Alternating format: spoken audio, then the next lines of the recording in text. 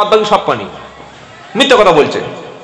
আর ছেলের বাপ কি বলে, আমার ছেলের মতো এত সুন্দর A1 কোয়ালিটির মাল কমলপুরে নাই, বারাইপুর গিয়ে দেখো 6টা কেস থানায়। আর মেয়ের বাপ কি বলে, মেয়ের মা বলছে মেয়ে তুমি আমার মেয়ে, যেমন দেখতে তেমন সুন্দর, কোথাও আমার মেয়ের দাগ নাই, কোনো চরিত্র খারাপ নাই, 6 ঘন্টা ওর বয়ফ্রেন্ড পোষা আছে, 6 ঘন্টা। কি বুঝলেন? পাকা মিথ্যা কথা। দোকানদার ব্যবসায় বসে বসে মিছে কথা বলছে, মুসলমান দাড়ি রেখে। একজন অমুসলিম যদি মিছে কথা বলে আর একজন মুসলমান যদি মিছে কথা বলে, তো তাহলে ঈমান এর কি কাজে লাগলো? সকলে বলুন সত্যবাদীদের সাথে থাকবো, বলুন ইনশাআল্লাহ। ঈমানটা আপনি ভাবুন যে আপনার ঈমানে প্যারালাইসিস হয়েছে কিনা। ঈমানে প্যারালাইসিস হয়েছে বুঝবেন কি করে? আপনাকে কোরআন শেখানোর জন্য ডাকলে আপনি হাত ছাড়িয়ে চলে যাবেন, মসজিদের দিকে ডাকলে আপনার যেতে ভালো লাগবে না, আজান শুনলে আপনার ঘুমটা ভাঙবে না, জুমার দিনে যখন আগে যেতে ভালো লাগবে না, ইতিম মিসকিন দরিদ্রকে যখন টাকা খরচ করতে ভালো লাগবে না, বাপ মার পিছনে অর্থ বার হবে না, আর ছোট ভাড়া ভাই ফোন করলে সঙ্গে সঙ্গে 10,000 ফোন পে। বড় বোনটা বলছে, ও দাদা আমার ছেলের খুব শরীর খারাপ, কিছু টাকা দিবি? বলছে না, ও হাত খারাপ। ওর হাত খারাপ, হাতে কি হয়েছে আল্লাহ জানে। আর 1 ঘন্টা পরে ফোন করেছে ছোট ভাড়া ভাই, ছোট শালিটা, ভাই ভাই, যেই বলেছে ভাই বলে 10,000 টাকা, বলে দাঁড়া দাঁড়া এক্ষুনি ফোন পে করে দিচ্ছি। পাকা নিমক হারাম, পাকা মিথ্যাবাদী, চিটিংবাজ, ফট, এর নাম মুসলমান। এর ঈমানটা প্যারালাইসিস হয়ে গেছে। যার হাত ওঠে না হাতে প্যারালাইসিস, যার পা ওঠে না পায়ে প্যারালাইসিস, যার ব্রেনটা ডেথ হয়ে যাওয়ার পথে ব্রেন প্যারালাইসিস হয়ে গেছে, যার পিঠে স্পন্ডাইস হয়ে গেছে, ওর পিঠটা প্যারালাইসিস হয়ে গেছে, পিছনের বন প্যারালাইসিস হয়ে গেছে।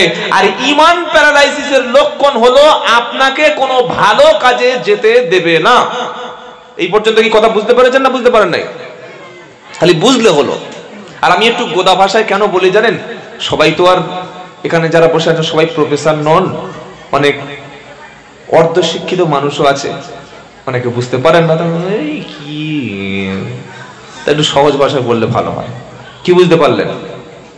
আপনার ঈমান যখন আপনাকে তাড়া করবে, চল চল ভালো কাজের দিকে চল, তখন আপনার ঈমান চাঙ্গা আছে, আপনি তখন জান্নাতি জান্নাতি জান্নাতি বলুন সুবহানাল্লাহ। আপনার ঈমান যে চাঙ্গা আছে কি করে বুঝবেন? আর আপনি যে মুমিন। পারা নাম্বার 10, সূরার নাম তাওবা, পৃষ্ঠা নাম্বার 17, লাইন নাম্বার 9, আয়াত নাম্বার 71। আল্লাহ কি বলছেন? ঈমান চাঙ্গা আছে শোনেন, ওয়াল মুমিনুনা ওয়াল মুমিনাতু বা'দুহুম আউলিয়াউ বা'দ ইয়া'মুরুনা বিল মা'রুফি ওয়া ইয়ানহাউনা আনিল মুনকার ওয়া ইউকিমুনাস সালাতা ওয়া ইউতিউনাজ যাকাতা ওয়া ইউতিউনাল্লাহা ওয়া রাসূলাহু উলাইকা সায়ারহামুহুমুল্লাহ আল্লাহু আজিজুন হাকীম। জোরে হবে না? আরেকটু জোরে।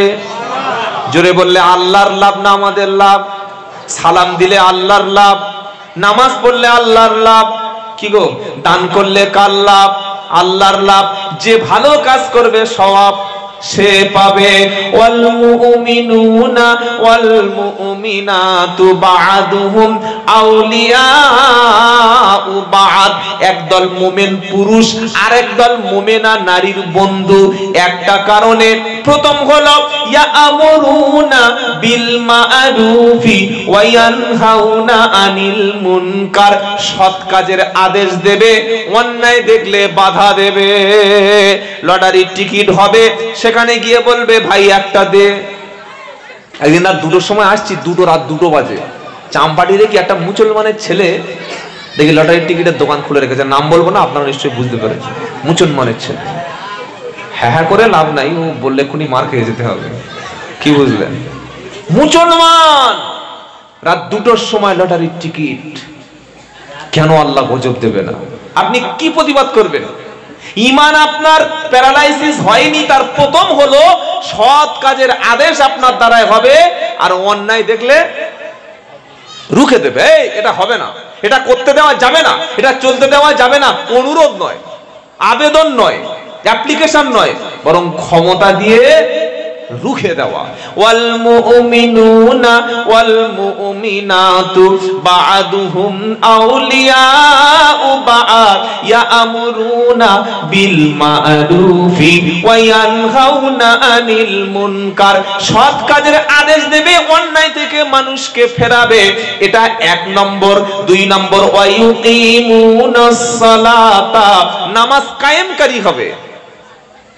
জুমায় জুমায় নামাজ পড়লাম আর টুপি জীবনে কেনে না, ওই মসজিদের প্লাস্টিকের কটা রেখে দিয়েছে, ওই ব্যবহার করে, ওই রেখে দেয়, হতভাগা টুপি নাই।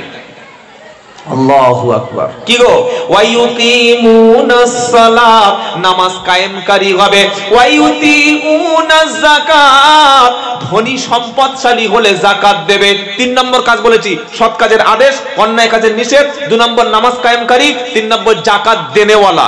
মাদ্রাসা থেকে এসছে, যাকাত দিয়েছে, বললে হুজুর এবছর 20,000 টাকা যাকাত দিয়েছি, কি বিশাল দান করেছি। আল্লাহর কসম, যাকাত দান নয়।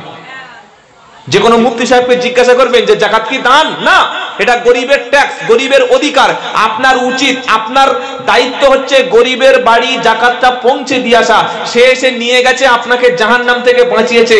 যাওয়ার সময় আপনি 500 টাকা গাড়ি ভাড়া দেবেন, যে ফকির সাহেব বা অমুক ওই আদায়কারী, আপনি এসে নিয়ে গেছেন, আমাকে উদ্ধার করে দেন, 500 টাকা রাখুন। কি বলেছি বুঝতে পেরেছেন? যাকাতটা দান নয়, এটা গরিবের অধিকার, গরিবের ট্যাক্স, এতিমের অধিকার, এতিমের হক। আপনার টাকা যখন বছরের শেষে ওভার হয়ে যাবে, আপনার যে হিসাব আছে, সাহেবের নেশাব হবেন, এটা গরিবের বাড়ি, এতিম কোথায়, ফকির কোথায়, মিসকিন কোথায়, দরিদ্র কোথায়, আপনি খুঁজে খুঁজে অঙ্ক কষে হিসাব করে তার বাড়িতে পৌঁছে দিয়ে আসবেন, এটা তার অধিকার। সে এসে আপনাকে বাড়ি থেকে নিয়ে গেছে, আপনাকে জাহান্নাম থেকে উদ্ধার করেছে, আপনি 2000 টাকা যাকাত দিয়ে এতগুলো বিল জমা করেছে। বলছে ভাই বিল দেখো। আল্লাহ যখন বড় বড় লাঠি বার করবে তখন কি দেখবে? বললো আল্লাহ বিল। বললো সব বিল দেখে দেও, সব তো নিয়ে গেছে, তোর ভাগ্য ভালো, তোর তো বলেছি দিয়ে আসার জন্য। যাকাত দান নয়, যাকাত প্রদান করা। যাকাত হচ্ছে অধিকার। আজকের তাকিয়ে দেখুন, ব্রুজ খলিফা বানালো মুসলমানরা। এটা কোন দেশে আছে বাবা? ব্রুজ খলিফা কোন দেশে? আপনারা জানেন না? কাতার।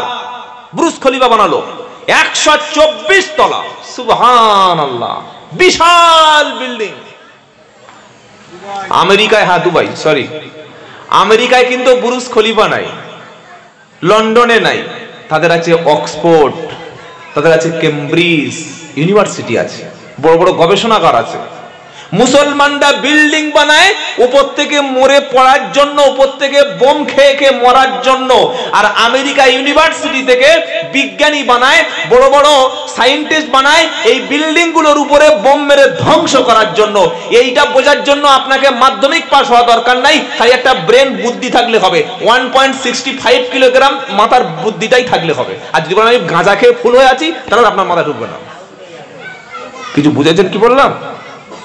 বিল্ডিং তুলুন, খালি তুলেই যাচ্ছে, খালি তুলছে।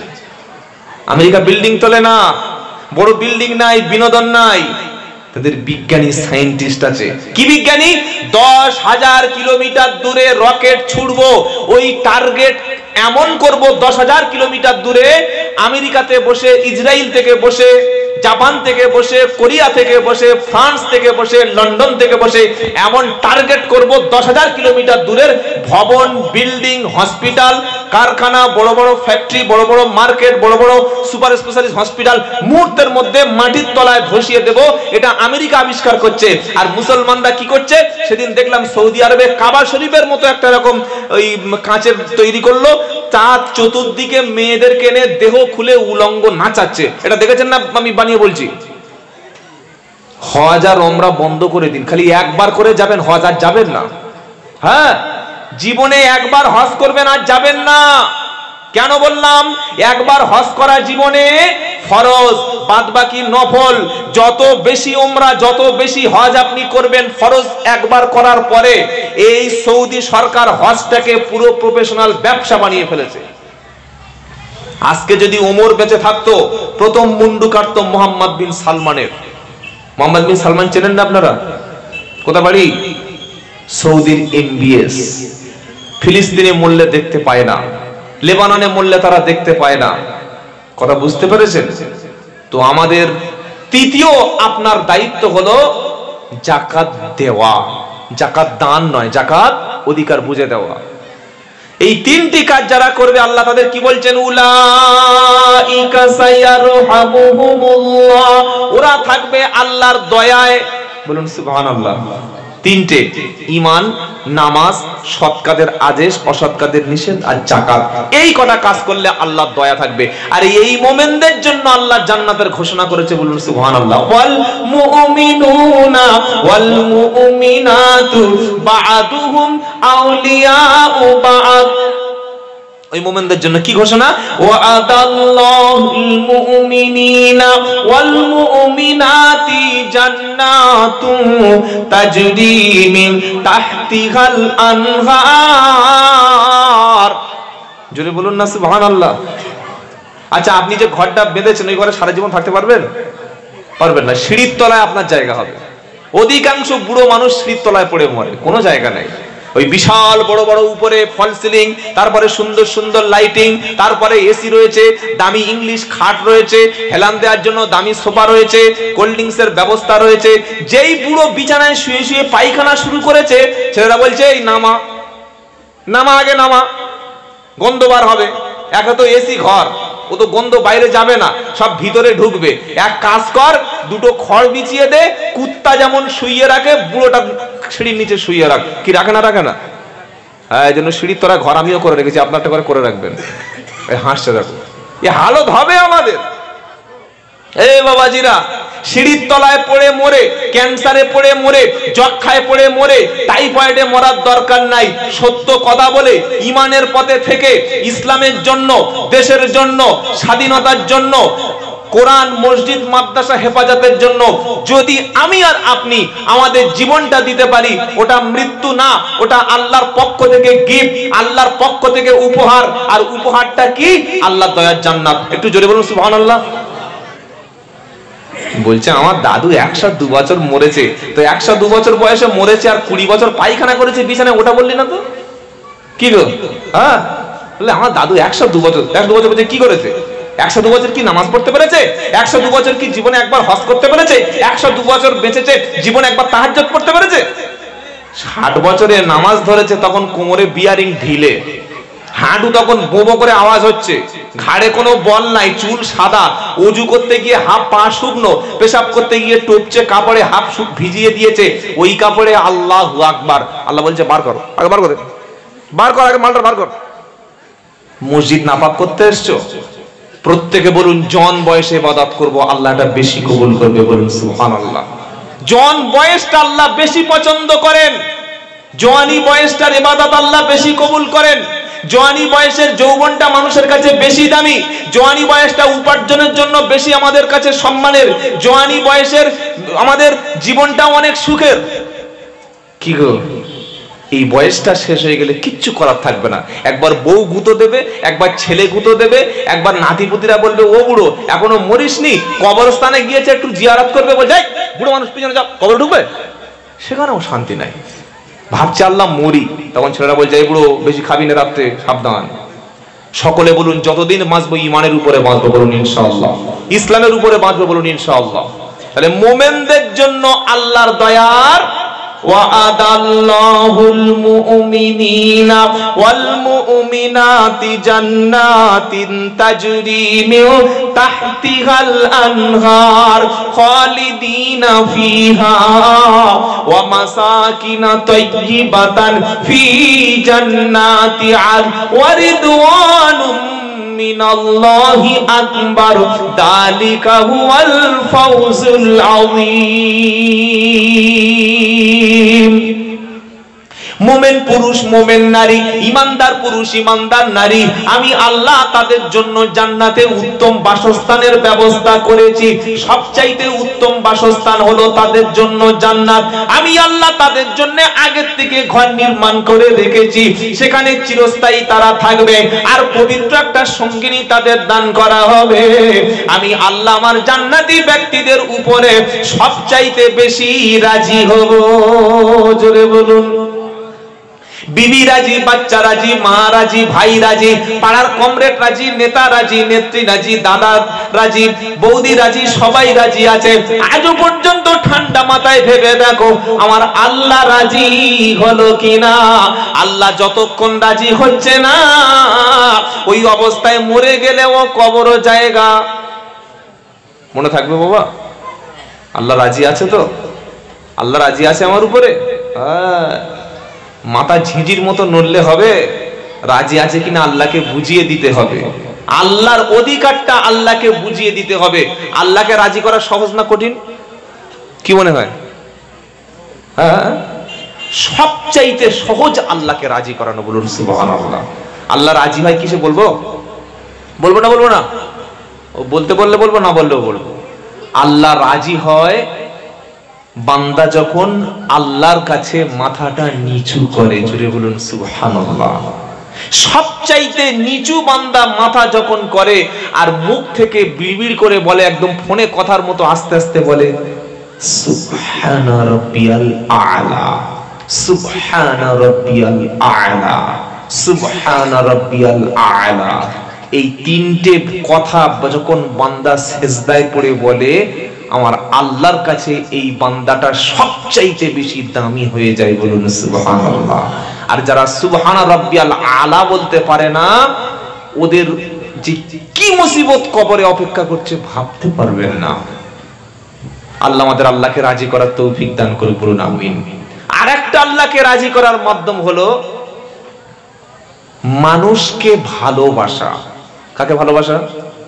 মানুষ, সে সাদা হোক, কালো হোক, ফকির হোক, মিসকিন হোক, দরিদ্র হোক, এতিম হোক, দুস্থ হোক, কাঙাল হোক, হিন্দু হোক, মেতর হোক, কুলি হোক, যেই হোক না কেন, এই যে মানুষ হিসাবে যখন আপনার কাছে সহযোগিতা চাইবে, আছে আপনার যতটুকু যদি দিতে পারেন, কে রাজি হবে? কিয়ামতের দিন আল্লাহ বলবে, বান্দা আমি ক্ষুধার্ত ছিলাম, তুমি কেন খেতে দাওনি? আমি তৃষ্ণার্ত ছিলাম, কেন পানি দাওনি? আমি তোমাকে ডেকেছিলাম, কেন সাড়া দাওনি? বান্দা সেদিন বলবে, রব্বানা আপনার তো খাবারের দরকার নাই, আল্লাহ খায়। নাউজুবিল্লাহ বলুন। তিনি খান না অথচ সবাইকে খাওয়ায়। বান্দা বলবে, আল্লাহ আপনার তো খাবার দরকার নাই, আপনি কিভাবে দুনিয়ায় খেতেন? আমার আল্লাহর বান্দা সে সময় যখন প্রশ্ন করবে, আল্লাহ বলবে, বান্দা এমন ব্যক্তি ছিল সকালবেলা তোমার বাড়িতে গিয়ে খাওয়ার জন্য 2 কেজি চাল নয় 500 চাউল চেয়েছিল, খাওয়ার জন্য তোমার কাছে 10টা টাকা চেয়েছিল, তুমি দামি গাড়িতে এসিতে যাচ্ছিলে, তোমার গ্লাস একটু ছোট্ট আঘাত করে বলেছিল 10টা টাকা দাও, তোমার কাছে হাত পেতেছিল। ওই বান্দাদেরকে তুমি যদি খাওয়াতে, আমি আল্লাহ সবচাইতে বেশি রাজি হতাম। সুবহানাল্লাহ এখন বলার দরকার নাই, সে বাড়িতে যাওয়ার সময় রাস্তায় বলে যাবে। জোরে বলুন না সুবহানাল্লাহ। কি গো? বান্দা বলবে, আল্লাহ আপনার পানির দরকার কিভাবে হলো? আপনার কিভাবে পানির দরকার? আমার আল্লাহ বলবে, বান্দা পৃথিবীতে অনেক মানুষ তৃষ্ণার্ত ছিল, অনেক মানুষ পানির জন্য হাহাকার করেছিল, আজ আমরা পানি নষ্ট করি। আল্লাহর কসম করে বলছি, ফিলিস্তিনের জমিনে এখনো কারবালার মতো অবস্থা। 1 লিটার পানির জন্য মানুষ কিলোমিটারের পর হাঁটছে, হেঁটেই যাচ্ছে শুধু 1 লিটার পানিটা পান করার জন্য। আর আমাদের বাড়ির মেয়েরা কল একবার চালিয়ে দিলে হয়, আর বন্ধ নাই। কি গো? এদিকে কল চলছে, ওদিকে গল্প করছে। 3 ঘন্টা একটা মেয়ের সঙ্গে গল্প করেছে, তো বলছে বুবু বসো, বললে আজকে সময় নেই, কালকে এসে গল্প করবো। বলে আজকে আসো, 3 ঘন্টা গল্প হয়ে গেছে। কি বুঝলেন? এদিকে কল চলছে, গ্যাস চলছে, রান্না পুড়েই যাচ্ছে, হিসাব নাই। 1 ফোঁটা পানি নষ্ট করা যাবে না, এর নাম হচ্ছে ইসলাম ধর্ম। বলুন সুবহানাল্লাহ। আল্লাহ গোটা পৃথিবীর পানিকে ইচ্ছা করলে লবণাক্ত করতে পারতেন না? পারতেন না? কি করবেন আপনি? আপনার কি করবেন? কি করার আছে? কত বড় দয়াবান, কত বড় মেহেরবান, কত বড় করুণা, যে আপনি পান করবেন বলে, আপনি হিন্দু হন, মুসলিম হন, খ্রিস্টান হন, কাফের হন, পানি পান করবেন বলে আল্লাহ দয়া করে ড্রিঙ্কিং ওয়াটার, মিনারেল ওয়াটার, মিষ্টি পানির ব্যবস্থা সমুদ্রের তলায় নয় বরং পাতালের নিচে রেখে দিয়েছেন। জোরে বলুন সুবহানাল্লাহ। আল্লাহ ইচ্ছা করলে পানিটা তিতো করতে পারে? পারে আফারাআইতুমুল মা আল্লাযী তাশরাবুন আআনতুম আনজালতুমুহু মিনাল মুজনি আম নাহনুল মুনজিলুন। সূরা ওয়াকিয়া খুলুন, এই ওয়াকিয়া সূরার ফজিলতটা খালি একটু শুনে রাখেন। আচ্ছা, আপনি কি চান যে আপনার বাড়িতে বরকত হোক? কারা কারা চান হাত তুলুন তো দেখি। ওই 3-4 জন ধনী হতে চান আপনারা, মোটামুটি কি ওই আরেকবার করে একটা করে ঘর নিতে চাচ্ছেন নাকি? হ্যাঁ, ধনী হতে চাচ্ছেন কারা? একটু হাতটা তুলুন দেখি। নারায়ে তাকবীর। বলছে আমাদের পয়সা আছে আর ফেরার দরকার নাই। কি গো, আল্লাহর পক্ষ থেকে আল্লাহ ধনী করবে, রুজিতে বরকত দেবে। কোন সূরা পড়লে? সূরার নাম হচ্ছে সূরাতুল ওয়াকিয়া। বলুন না সুবহানাল্লাহ। কোন সূরা? ওয়াকিয়া। এটা পড়লে আপনার ঘরে রুজির অভাব হবে না। জোরে বলুন না সুবহানাল্লাহ। তেলাওয়াত করতে হবে, কিন্তু কোরআন রেখে দিলে কিন্তু আপনার রুজির অভাব হবে না। কোরআন রেখে দিলে আপনার রুজির কষ্ট দূর হবে এরকম কথা লেখা নাই। ওটা পাঠতে হবে, পড়তে হবে, তেলাওয়াত করতে হবে, তবে আল্লাহ আপনার রুজির অভাব দূর করে দেবে। এই সূরা ওয়াকিয়ায় কি বলছে? আফারাআইতুমুল মা আল্লাযী তাশরাবুন আআনতুম আনজালতুমুহু মিনাল মুজনি আম নাহনুল মুনজিলুন।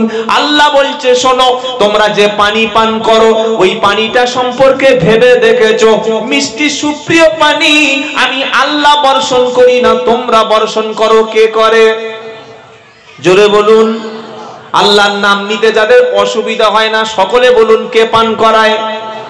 আফারাআইতুমুল মা আল্লাযী তাশরাবুন আআনতুম আনজালতুমুহু মিনাল মুজনি আম নাহনুল মুনজিলুন। আল্লাহ বলছে আমি যদি ইচ্ছা করি পানিটা লবণাক্ত করে দিই। আর্সেনিক যুক্ত পানি খেতে পারবেন? আর্সেনিক যুক্ত পানি খেলে আপনার শরীর নষ্ট হবে, আপনার স্বাস্থ্যের পক্ষে হার্মফুল, ক্ষতিকারক। এজন্য আল্লাহ বলছে জমিনের নিচে 500 ফুট, 700 ফুট, 1500 ফুট, 2000 ফুট আমি বিশুদ্ধ মিনারেল ড্রিঙ্কিং ওয়াটার ব্যবস্থা করে দিয়েছি। খালি পাইপ দিবি, তুলবি আর খাবি। আর খাওয়া শেষে কি বলবে?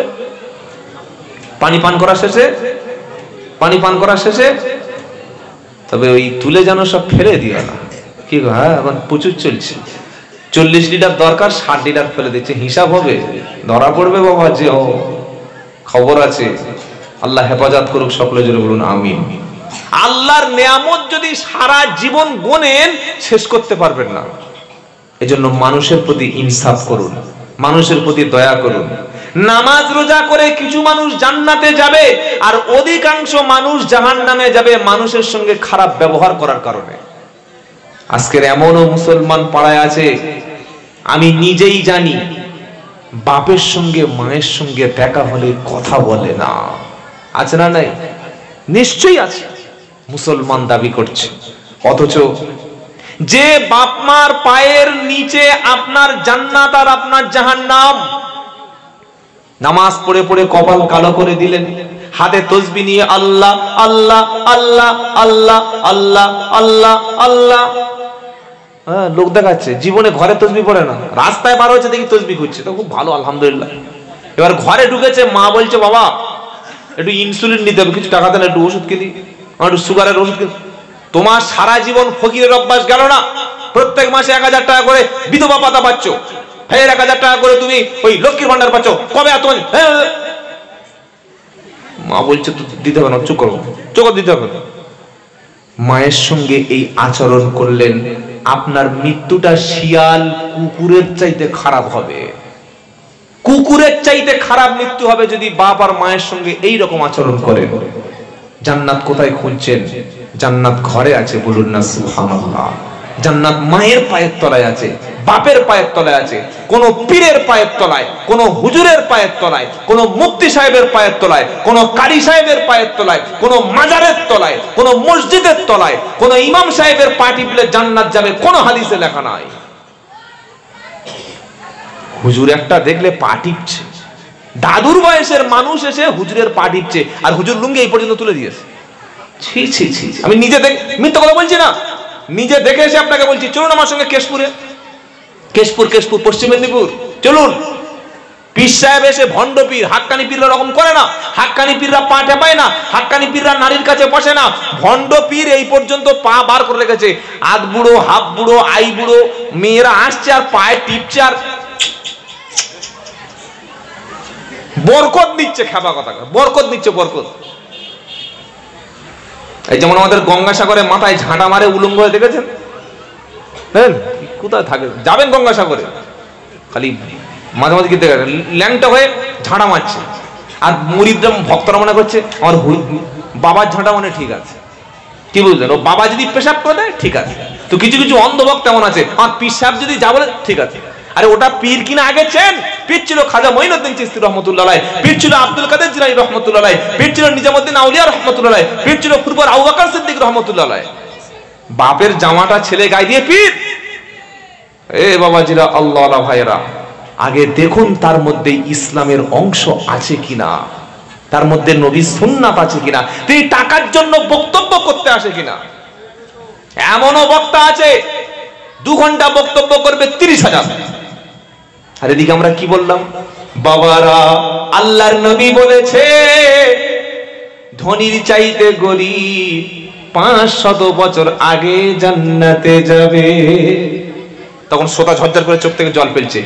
বাবারা, গরিব ব্যক্তি হয়ে থাকলে অনেক লাভ, কিয়ামতের দিন হিসাব কম হবে। ভক্ত মনে করলে হুজুর যা বলেছে ঠিক।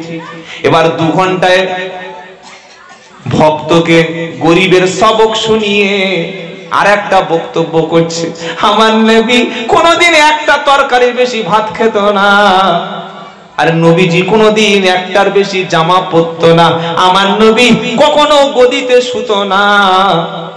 বলে নেমে বলছে দাও 30,000। কত? 30,000। মানে 30,000 যে উনি নেবেন সেই ব্যবসাটা তৈরি করে নিয়েছে। ভক্ত বলছে বাবা একটু 2,000 কম হোক। বলে কিয়ামতের দিন হিসাব নেব। তুই কিয়ামতের দিন জান্নাতে যাবি, তুই হিসাব নিবি? হ্যাঁ? নবী তায়েফে গেছেন দাওয়াত দিতে, ওয়াজ করতে। মদিনা মক্কা থেকে 100 কিলোমিটার। ক টাকা নিয়েছেন? জোরে বলুন। 1 লাখ। নবী যখন দাওয়াত দিতে গেল, খালি গিয়ে বলল লা ইলাহা ইল্লাল্লাহু মুহাম্মাদুর রাসূলুল্লাহ। যখন বলল, তায়েফের মানুষ নবীর উপরে অত্যাচার শুরু করে দিল। রেল লাইনের পাথর দেখেছেন? যদি আমার কপালে একটা ঝাড়া হয় কেমন লাগবে? ওই পাথর দিয়ে বিশ্ব নবী মুহাম্মদ মুস্তাফা সাল্লাল্লাহু আলাইহি সাল্লামকে যখন মারতে শুরু হলো, অন্য কোনো কারণ ছিল না, একটাই মাত্র কারণ, নবী সত্যটা বলতে গেছে, হকের দাওয়াত দিতে গেছে। রক্তাক্ত হয়ে নবীজি জমিনে পড়ে গেল, বেহুশ হয়ে গেল, প্রচন্ড ব্লিডিং হলো। যখন নবীর হুঁশ হলো, এসে দেখলো জিবরাইল নবীর মাথার কাছে বসে আছে। জিবরাইল কাঁদতে শুরু করেছে, ইয়া রাসূলুল্লাহ, আপনি যদি একবার বলেন বিশাল বড় বড় আযাবের ফেরেশতারা রেডি আছে। তায়েফটা হলো যারা গিয়েছেন উমরা বা হজে, দেখবেন বিশাল বড় বড় পাহাড়ি এলাকা। জিবরাইল বললেন, আল্লাহ রাসূল আপনি একবার হাত তুলে বদদোয়া করুন, পাহাড়গুলো দুদিক থেকে এনে সামনে চাপা দিয়ে শেষ করে দেব, একটা তায়েফের লোককে বাঁচতে দেব না। আমার নবীজি ওযু করলেন, রক্তটা বন্ধ হয়ে গেল, হাত তুলে বলল, রব্বানা, যারা আমার মেরেছে ওরা আমি নবী চেনে না, আল্লাহ তুমি ওদের ক্ষমা করে দাও, ওদের তুমি হেদায়েত করে দাও। আর ওরা যদি হেদায়েত না হয়, একদিন না একদিন ওদের সন্তানেরা কলেমা পড়ে আমি নবী আমাকে বিশ্বাস করে মুসলমান হবে। যদি বলো সুবহানাল্লাহ। এই হলো ক্ষমার নবী। আপনি দেখুন দিন প্রচারের জন্য কারা টাকা নিচ্ছে আর কারা নিজের টাকা খরচ করে দিন প্রচার করছে। জলের মতো পরিষ্কার হয়ে যাবে কে ব্যবসায়ী আর কে প্রকৃত দিন প্রচারক। এটা শুনে অনেকের কষ্ট হবে যে তারা আমার হুজুর 30,000 20,000 টাকা নিচ্ছে, ঠিক করছে না। ওই হুজুরকে জিজ্ঞাসা করুন। কোরআনের পারা নাম্বার 23, সূরার নাম ইয়াসিন। প্রত্যেক দিন সকালে পড়েন, কিন্তু ইয়াসিনে কি বলেছে চোখ নাই।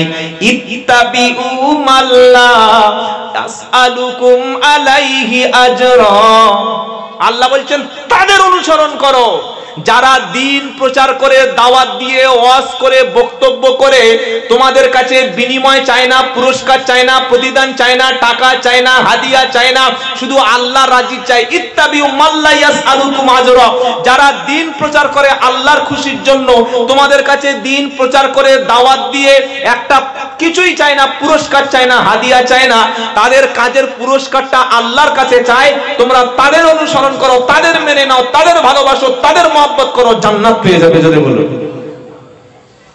সেই মানুষ ছিলেন খাজা রহমতুল্লাহ আলাইহি, সেই মানুষ ছিলেন ফুরফুরার আবু বকর সিদ্দিক রহমতুল্লাহ আলাইহি, সেই মানুষ ছিলেন নিজামুদ্দিন আউলিয়া, সেই মানুষ ছিলেন আব্দুল কাদের জিলানী, সেই মানুষ ছিলেন হযরতে আশরাফ আলী থানভী রহমতুল্লাহ আলাইহি। তবে তো আমরা দিন পেয়েছি।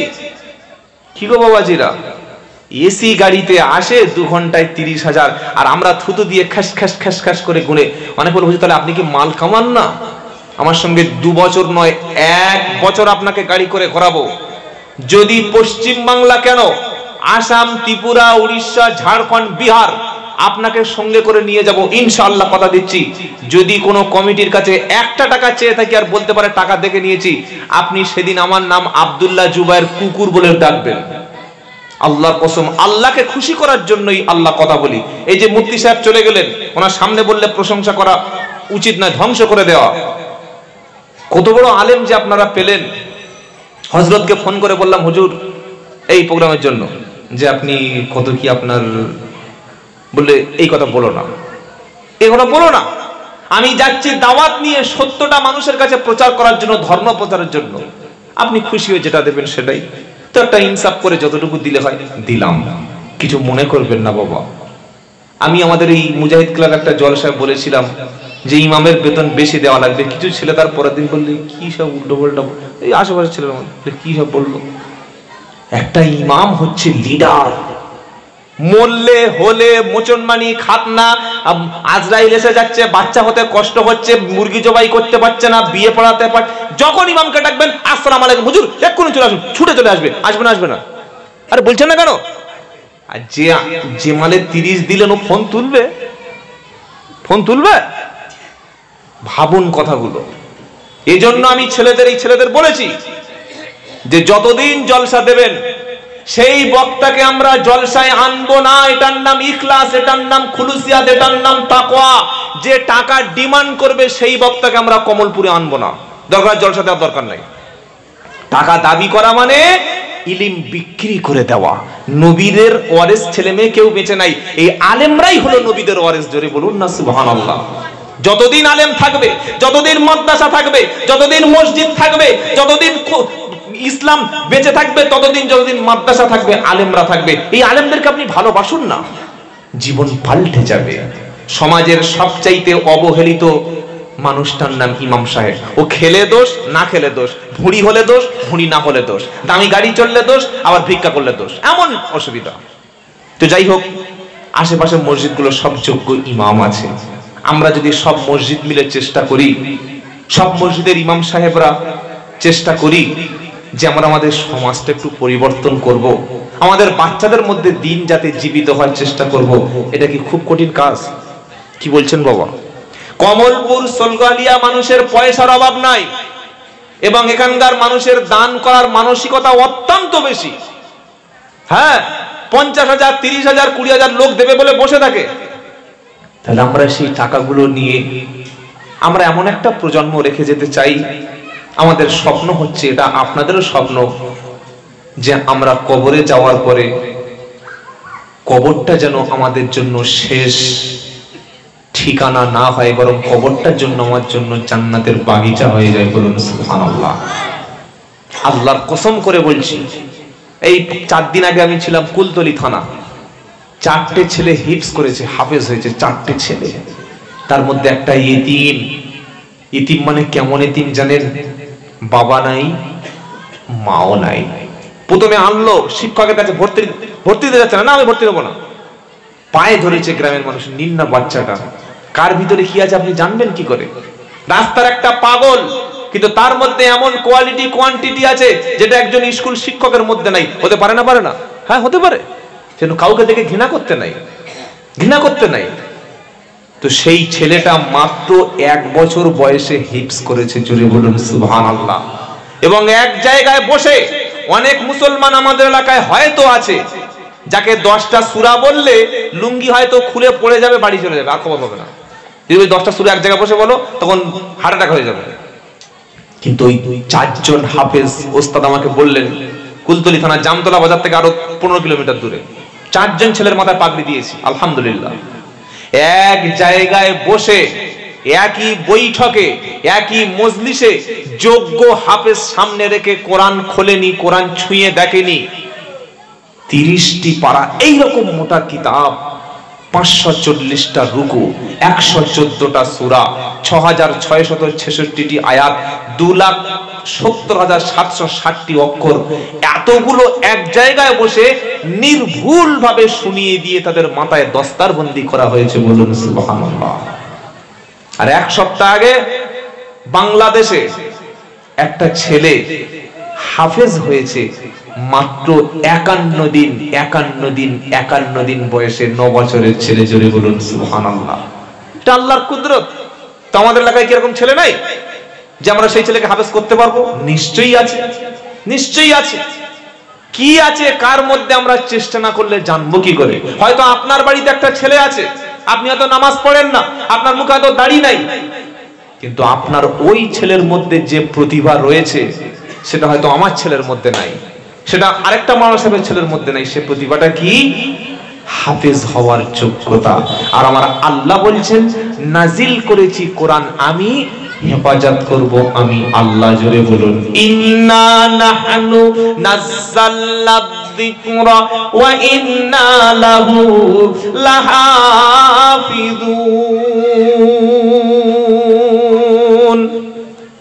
সময় আর বেশি বাকি নাই ইনশাআল্লাহ। 14 নম্বর পারা 1 নম্বর পৃষ্ঠা 7 নম্বর লাইন 9 নম্বর আয়াত, সূরার নাম আল হিজর। আমার আল্লাহ বলছেন, নাজিল করেছি কিতাবটা আমি, দায়িত্ব নিলাম আমি, জোরে হবে না? কে দায়িত্ব নিয়েছে? জোরে বলো।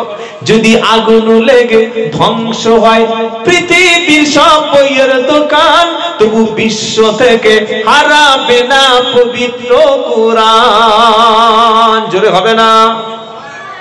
যদি আগুন লেগে ধ্বংস হয় পৃথিবীর সব বইয়ের দোকান, তবু বিশ্ব থেকে হারাবে না পবিত্র কোরআন।